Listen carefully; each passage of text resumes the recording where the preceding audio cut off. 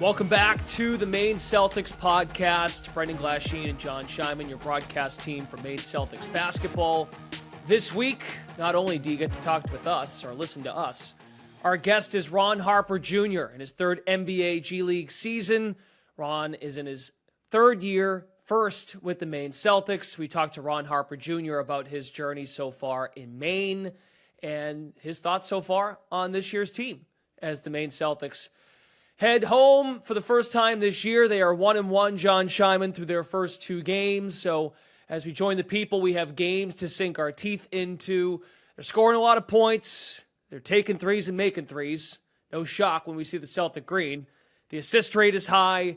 A loss at Long Island to open up the season last Friday. And then on Veterans Day Monday, a win at Delaware, the first in the head coaching career of Tyler Lashbrook. Let's start with Friday night. A 20-point deficit. The Celtics carve into that deficit. They make a comeback bid. Baylor Scheierman, exceptional. JD Davisons, exceptional as a playmaker, a near triple-double. Just the eighth time in Maine Celtics history, two players scored 30-plus points in the same game. They blocked 15 shots. So you might see the 129 and think, well, was the defense there? They were certainly meeting guys at the rim. But let's start with Friday. Your thoughts on Friday's game against Long Island? As you said, I was certainly meeting people at the rim. Ward having a block party. I think the key to Friday, Brennan, it also came through on Monday, have to get off to a better start. And that's going to be critical for this weekend, in fact, versus Westchester. Versus Long Island, able to come all the way back and take a lead, but not able to finish the job. And Monday got down early, came back, and really dominated for three quarters. JD Davisons, as you said, was immense. I mean, just shy of a triple-double. I was chatting with Tristan and Aruna last evening, and he said, JD, it's just too easy for him. And he also shared, which came true on Friday, teams still looking and learning how to play with each other, and that will develop over time. Yeah, that's a true testament to the G League, and I think you bring up a great point about getting off to good starts, trying to climb out of holes. It's doable in the G League with the three-point line, the pace of play, more than ever at any level of basketball. Now in the NBA, you watch games, 12 to 13 points with 4 or 5 minutes left is nothing. Even a 19-point lead, 20-point deficit, not insurmountable the way the game is played. But yes, playing with a lead and getting off to a faster start. And that comes with reps together, efficiency offensively. But that is a good sign, I would say, that the Celtics are tied for fifth in the league in fewest turnovers committed per game. And that is a testament to JD Davisons, who has just 4 turnovers in 2 games. His big Achilles heel coming in as a pro, John, as a young point guard coming off the bench in Alabama, then becoming a starting point guard as a two-way contract player at the NBA G League level. If JD's going to not turn the ball over and average 10 assists a game compared to what he's done the last few years, which is you're hovering around a 2-to-1 assist to turnover, if you're cutting that down to a 2.5-to-1, say, that's immense, and that speaks to his growth. Exactly. It speaks to his growth. People don't realize how young he was when he started playing in the G League, and his growth is tremendous. That's what the G League's about. In fact, 60% of the players in the NBA have played in the G League, and JD's a perfect example of that. I predict for that young man, there's a triple-double in a game in his future. When guard rebounding game, he's just a stat sheet stuffer and very, very efficient and looks effortlessly. Or effortless, I should say. I think he had a couple last year. I think he's in for a few more. That's for sure. JD Davisons, Maine Celtics point guard, pushing pace, controlling the feel of the game. But again, speaking to Friday, hard to do when you're playing from behind, and that was not the case against Delaware on Monday. Admittedly, a game I got a chance to watch more closely. So this game to me was that much faster start. And they went in there and set the energy, set the tone in that game. The Celtics won 130-111. Davisons with 14 assists with his 30 points. Baylor Scheierman eventually got going in this game. Had a Peyton Pritchard-like heave before the buzzer, which I thought that was Tyler Lashbrook in a nutshell. That was the Celtics watching, even had a situation in the Atlanta game they played in the NBA where they had to put Pritchard in at the end of the half or end of the quarter. This game to me was everyone clicking on all cylinders, and when you're knocking down shots that early, this team is going to be very hard to beat. hard to beat, and that's the Celtics' way to knock down those threes. They're shooting at a high percentage. Interesting you mentioned Shireman did not score a point in the first quarter on Monday and ended up with 24. Baylor Shireman on assignment from Boston. We didn't get a chance to talk about Baylor Shireman much in our first episode because we didn't really know what we were going to expect. And I think that's going to be a trend all year. We don't know who will be up and down with the team. So to John's point, a lot of talent, but then how do you make it all work? And that's why we are looking forward to our guest. Stay tuned for that, Ron Harper Jr., who knows a thing or two about the G League, has been on a couple of two-way deals with the Toronto Raptors, had a season cut short last year due to an injury to his shoulder. So Shireman, Davison, you mentioned Hassan Ward, who I think has been an exceptional piece off the bench, and he's a guy I don't think many people know about either because he didn't put up gaudy numbers at Iowa State or VCU is a all defensive caliber player in the A10. This guy could be a player. I think, John, you'll come to find too, like big guys in the G League, finding complete big guys in the G League or two-way big guys. Those are a dime a dozen. So if you can ascend quickly. We saw Kyler Kelly in Maine last year. Got off to a bumpy start, didn't have a great showcase cup in Orlando, comes out of the break, the All-Star break, and he has an all-NBA defensive team kind of season. Hassan Ward could be trending in that way, and he's just a rookie in this league. He could be trending in that way. And, when the Celtics and any club in the NBA, when you're bringing guys up, you're looking for they could fit in, understand game plans, and be able to guard. Because guys coming off the bench have to be able to guard. Of course, we have the exception of the instant offense folks. Another person to mention on your point is Dmitry Skapinstov. He's been amazing, very efficient, 16 and 10, just ride it in.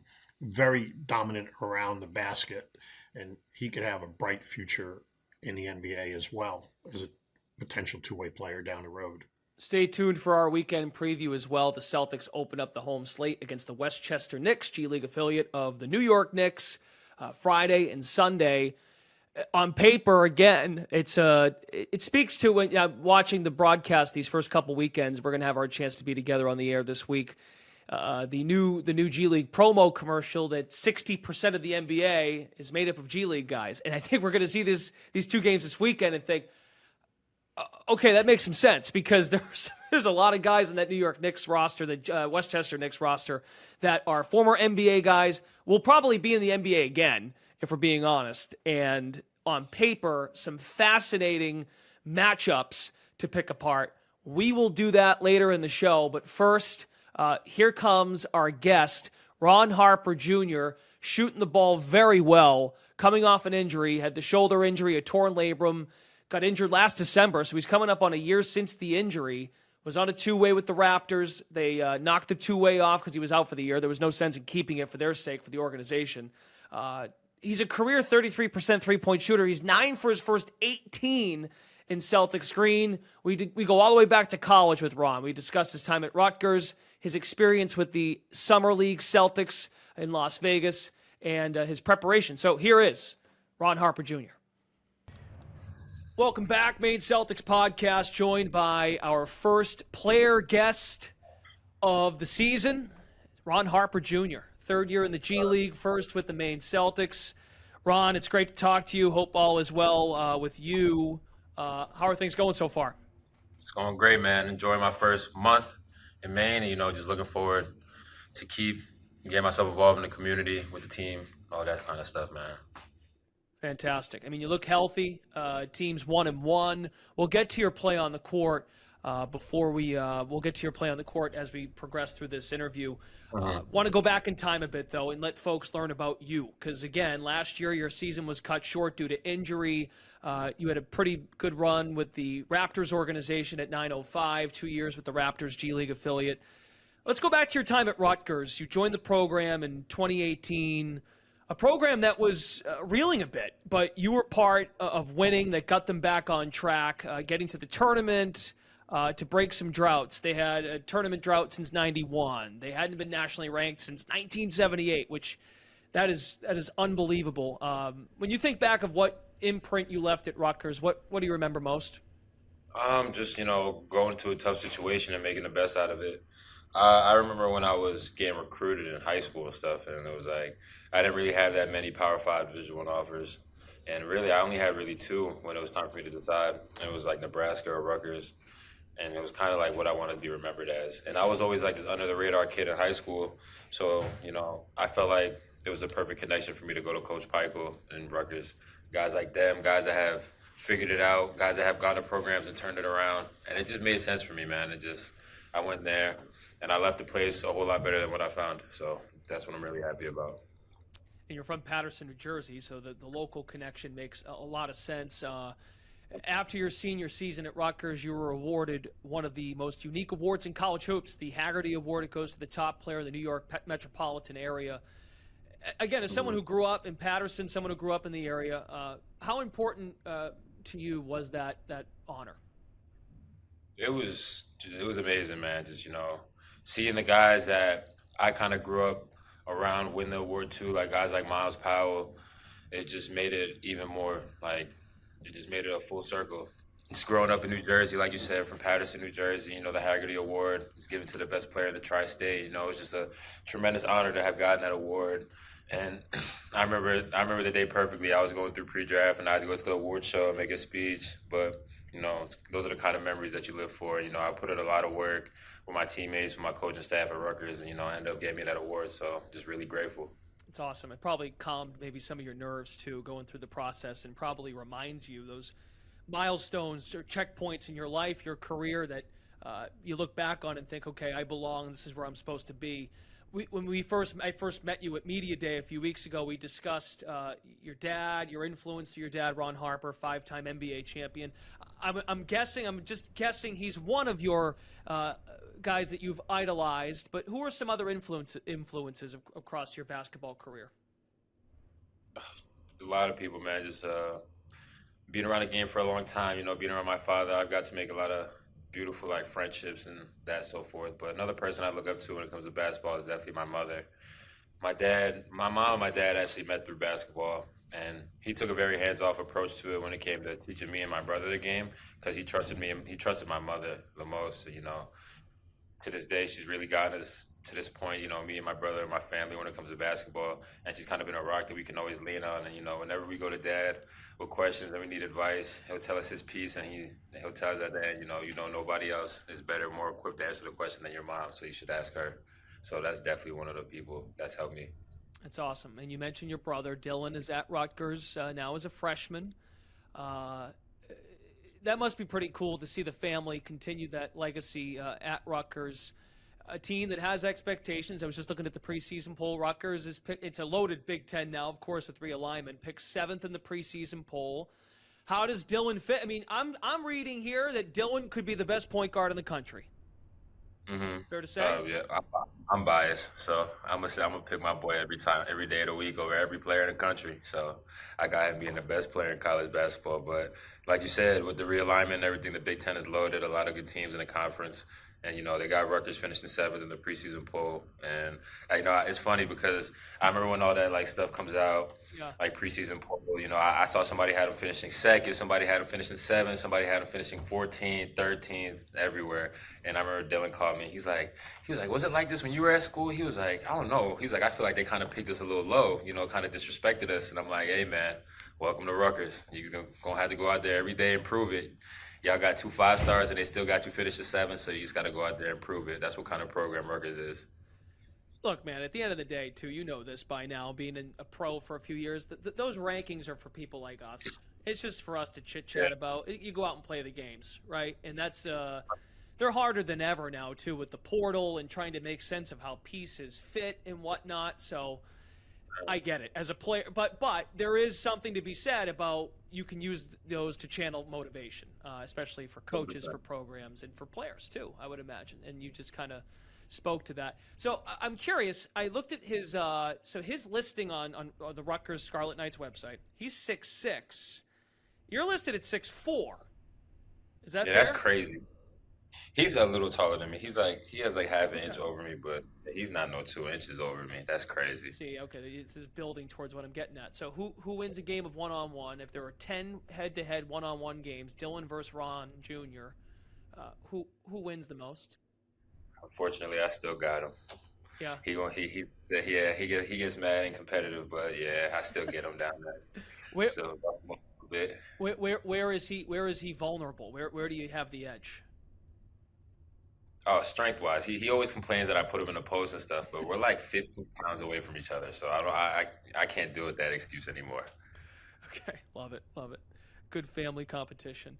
It gets competitive in there, man. Whoever loses the one on one, the rest of the day is over. Your day's ruined. I'm sure your dad had some long mornings and afternoons taking the Harper brothers out for a practice 100%. that we probably can't get on here. As we said off the top, Ron Harper Jr., 2 years in the Raptors organization, joined the Boston Celtics 2024 Summer League team. So there's some carryover with some of the guys, and having that experience, I'm sure, was helpful going into camp to have some familiarity. Being with the Raptors, now with the Celtics in Boston, you've had some chances to go to Auerbach Center, work with some of the guys, and be part of the fabric of the organization. What stood out to you about the Celtics organization? Are there a few things that have surprised you that you expected differently? What are your thoughts? I feel like what I expected is what I got. I felt like I was going to go into a program that was a lot different than what I've been used to at any level of basketball. One that carries itself with a different level of professionalism, and one that just gets things done at a very efficient level. The first day I walked in the building, I could tell I was exactly where I thought I was going to be. Those people, they got a list A, B, C, D, and that's what you're going to do today. And you're going to get your list done. You're going to do it as a professional. You're going to do it to the best of your ability, and you're going to go home. I feel like mostly just being there at the Auerbach Center, like you said, I've been able to see the guys, coaching staff, front office, and I've been able to learn a lot. How many times you get the chance to be around the newest batch of NBA champions. So just seeing their work ethic coming off of that championship, seeing how they carry themselves, knowing they were just the best team in the NBA, and knowing what they want to do this year, it just shows you, the work that goes into this stuff. The mindset you got to have to be great. I feel like that's truly like the best thing I took away from the experience.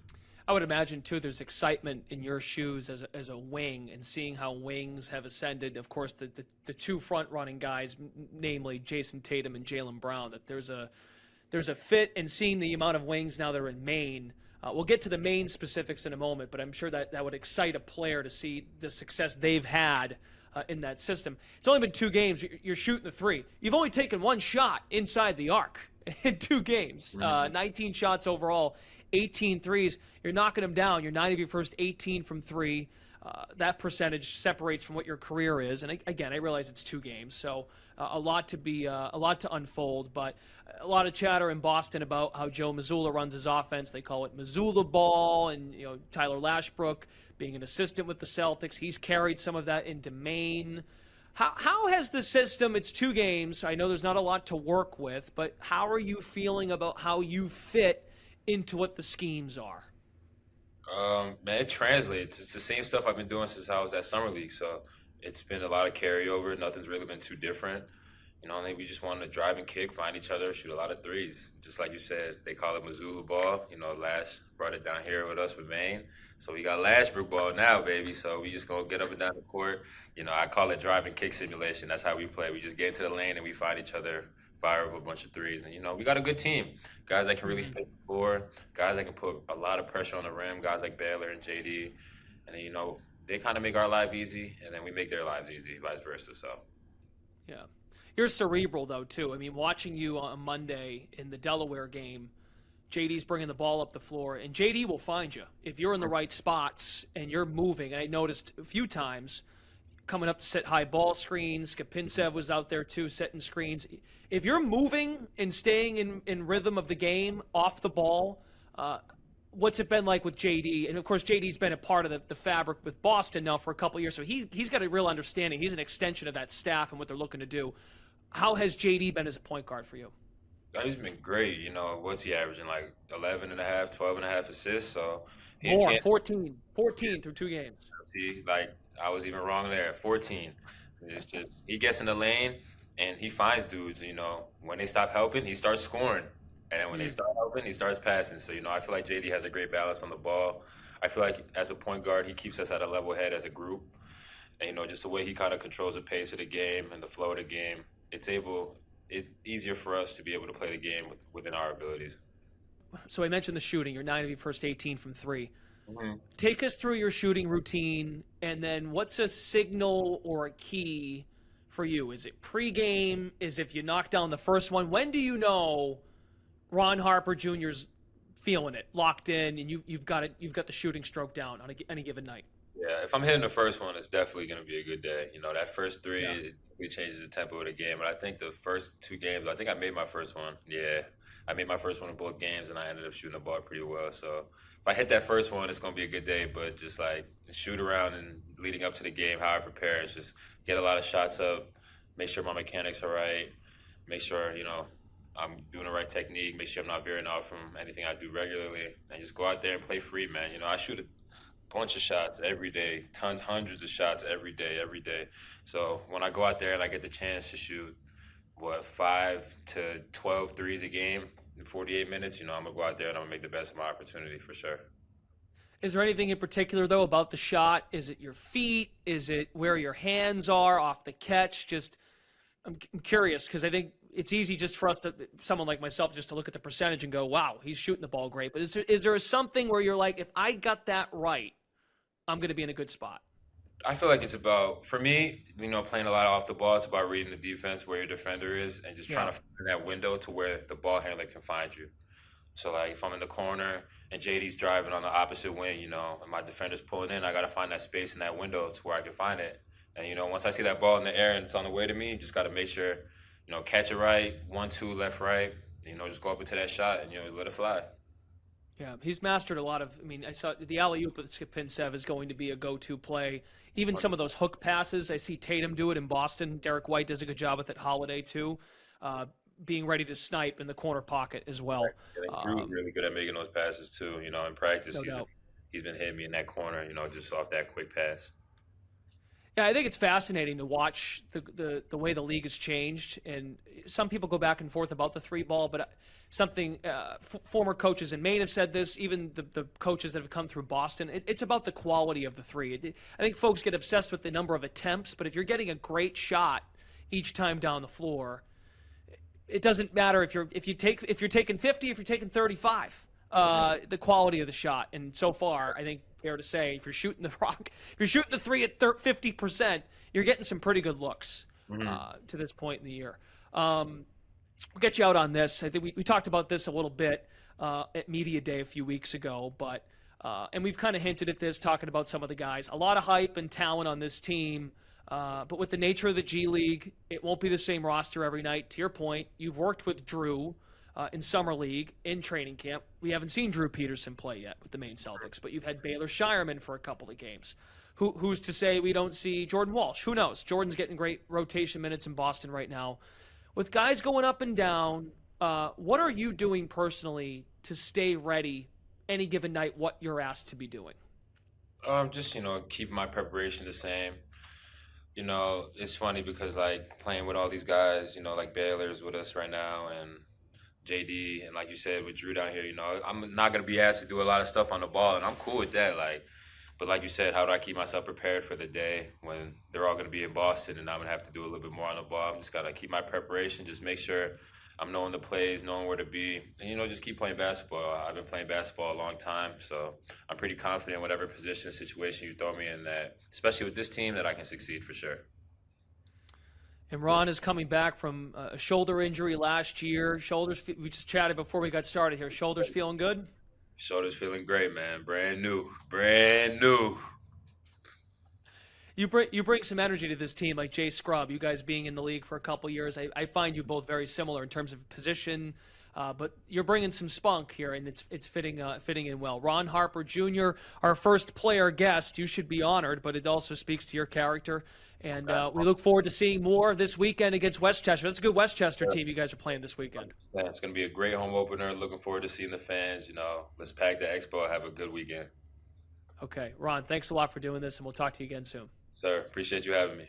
Okay, thanks again to Ron Harper Jr., for joining us. We mentioned his 3-point percentage. He's 9 of 18. Well, he's taken 19 shots for the year. So he's only got one shot inside the arc. He was a great guy to talk to at Media Day a few weeks ago. Looking forward to learning more about Ron, and I know he comes from a great basketball family too. You know, what I love about him, as I've shared on our first podcast, how hard he plays and how much pride he takes in his craft. Yeah, I wonder what happened on that one shot that was inside the arc. It's just, I think it's a byproduct of the offense and how there is some sacrifice involved. I mean, not too long ago, it was a few years ago, he averaged 17 a night as a two-way contract player. So I don't know if you want to call it a prove-it spot. I think that's how he's approaching it in terms of getting back to where he thinks he belongs in a two-way rank. The same could be said for Jay Scrubb. We only saw once in the first 2 games of the year. So yeah, it's a if they're bought in collectively, which we'll get into with Westchester here in a moment. This is going to be a fascinating year, and it's really going to be one of those kind of teams where it could be someone's night any given night to eat. We have 2 games, as we mentioned, this coming weekend at the Portland Expo. We're back. The last time we were there, we want to forget about that. The NBA G League Finals, Game 3 against the OKC Blue. New season at the Expo tips off Friday night, 7 o'clock. Hopefully the game, JD Davison breaks the Maine Celtics franchise scoring record. He is 6 points away from becoming the Maine Celtics all-time leading scorer. He is already the franchise assist leader. He's top 10 in rebounds. I know it's his 3rd year, folks, but remember, he's 22 years old. He's still very, very young. Sunday, 1 o'clock, Game 2 of the series between the Celtics and the Westchester Knicks. It is Championship Day presented by TD Bank. The 2024 Larry O'Brien Trophy will be at the Expo. We have to keep our eyes all over John because he wants to see this thing so badly. We have to make sure that he doesn't take it or anything like that, but he's looking forward to it. I'm looking forward to it. Championship Day presented by TD Bank. Get your tickets now at MaineCeltics.com. Have you thought of how you want to pose with the trophy yet for Sunday? Maybe wrap around, but I wouldn't take it because that's illegal. I don't cognizantly do anything illegal, but that's the ultimate prize. And Celtics have had that prize 18 times. Yep. I almost feel like, too, the trophy has made its rounds around New England and probably the world, truly.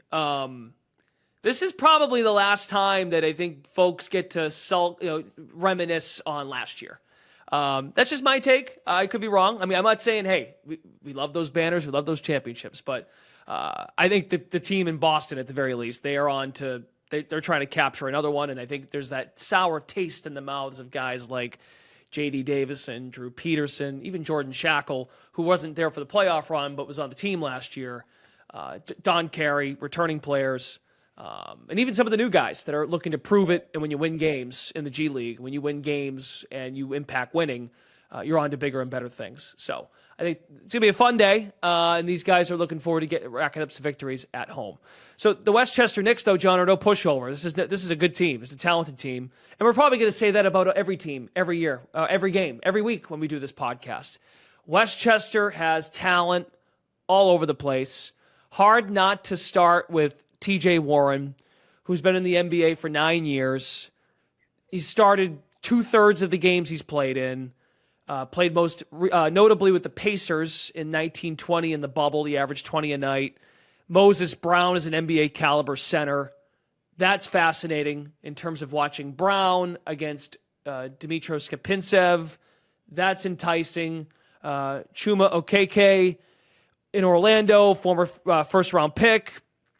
Had an issue with an ACL back in Auburn, but this is a talented team, and you can take it wherever you'd like. And we haven't even got to their two ways yet, and those are their standard. Those are just their other contracted players. So there'll be a lot of talent in the Portland Expo this weekend. I encourage everybody to come out and watch. And Warren, he leads the G League in points. JD Davidson is third, so there'll be a lot of explosiveness. In both games over the weekend. Oh boy, he could flat out play. He's quick as light, and that's an exciting matchup. He and JD going against each other.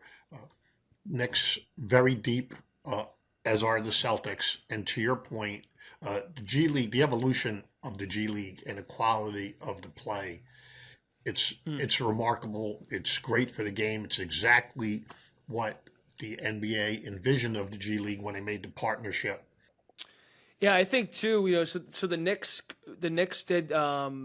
They played with their two-way assignment guys a few weeks into the new year because they made some pretty substantial moves in the offseason, as most folks are aware of. They acquire Karl Anthony Towns.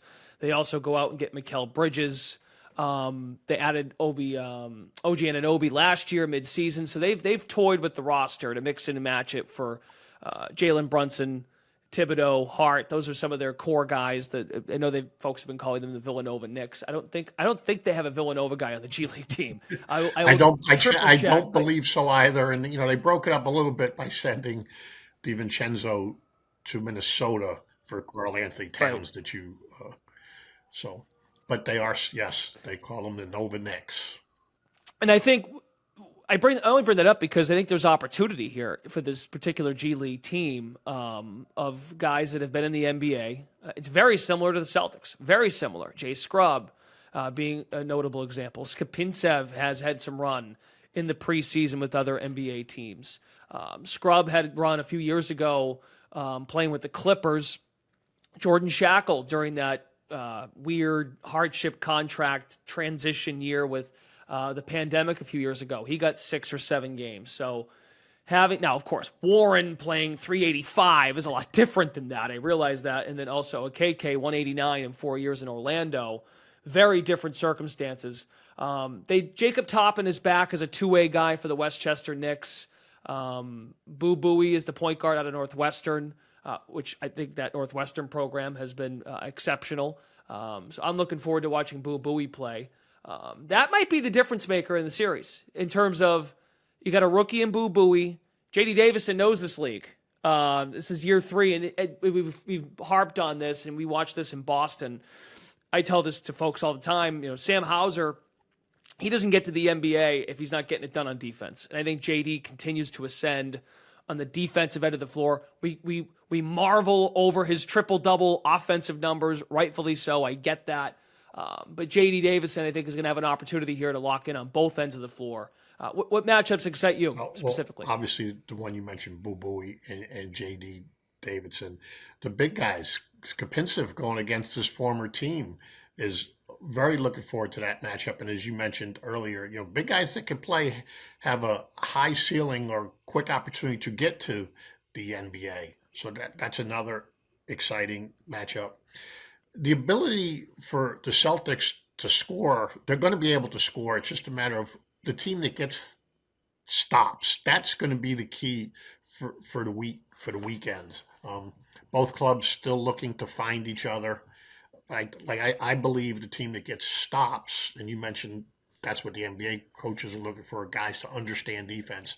I think that will be the key for the weekend. The Celtics looking to go 2-0 at home. And Brendan, from when you were playing in Lowell Pee Wee basketball to the NBA, every player in the world, no matter where they are, loves playing at home. It's just there's no place like home. And the Maine Celtics are no different, and the Portland Expo is a great building for that. So I'm really excited for this weekend. And, the Knicks, even though they played on Long Island, still, quasi close to home, if you will, and not travel. So this will be the Knicks' first test in true road territory. Mm-hmm.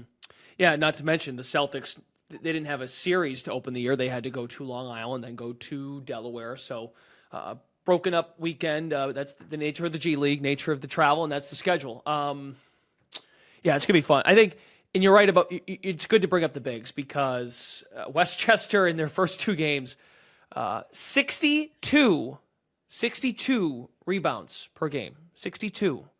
44.6 on the defensive glass. Both teams have done a pretty good job, Maine and Westchester, of doing their roles on the offensive glass. But that number is astronomical. Now, I realize that could come back down to earth, and I don't know if they're going to average 62. That means there's a lot of missed shots, which is a credit to their defense. 62 rebounds over their first 2 games, Westchester. So they are cleaning up on the glass. So from a size standpoint, you mentioned Skapintsev against Brown. That's enticing. But on the wing, which group of wings separates from the other. And we hear this, it's cliche, but gang rebounding, everyone getting on a body, getting to the glass. I think we'll watch the 2-7-2 guys without a doubt, but what the guys on the wing, everyone's going to have to contribute, I think, on the glass. And right? everyone, as you said, gang rebounding, team rebounding. In a perfect world, the bigs block out and the guards come back and get the rebounds. As you mentioned, as we talked earlier, you talked about the rebounding for the Knicks. That's the key. Whoever is able to stop, because everybody's going to be able to score. So that is the key. And wings are explosive. I mean, Baylor Shireman's proven he can flat out score from anywhere, and proven why the Celtics, made him the high draft pick that he was. He's looked really good in the first 2 games, and you referenced the Peyton Pritchard half-court shots, and you saw Coach Lashbrook, making sure that was in the playbook, brought up, I guess, since geographically from the parent club. So really, wings are critical. NBA's, guard-dominated league, wings explosiveness should be really exciting. Yeah, I mean, Shireman, you talked about this early in the show about continuity together, and you don't get a whole lot of that. And even in the landscape of the college basketball now, going the transfer portal guys going year to year, Shireman, with being with Boston mostly and Boston personnel, you go to practices, you're getting run with other end of the bench or I'll call them the first bus guys. They take that with more of a compliment than the other way around. But then to come in with new teammates and still impact the game. Shireman put up some amazing numbers at Creighton in terms of just being a do-it-all guy, and he can really play with anybody, I think is what we're finding out. So very intriguing weekend coming to the Expo. Friday, again, JD Davison hopes to become the franchise leader in scoring. He is 6 points away from doing that on Friday, and then on Saturday, 1 o'clock, Maine Westchester, run it back. It's championship day, presented by TD Bank. John Shyman, look forward to the weekend, look forward to the broadcast. So a full Celtics weekend, 7 o'clock Friday night at the Expo, Maine, Westchester, on NBC Sports Boston. We'll also be on Tubi, the NBA G League streaming partner, Tubi. We're back on Tubi, so find us there. For G League hoops throughout the season. We'll have Maine Celtics games there, local partner, NBC Sports Boston. Saturday, Boston takes on Toronto at home at the TD Garden, and then same deal Sunday at the Expo, 1 o'clock, NBC Sports Boston on the local side. He's John Shyman. I'm Brendan Glasheen. Thanks again to our guest, Ron Harper Jr., for joining the Maine Celtics podcast. We look forward to the weekend. We hope to see you there, and we'll talk to you next time.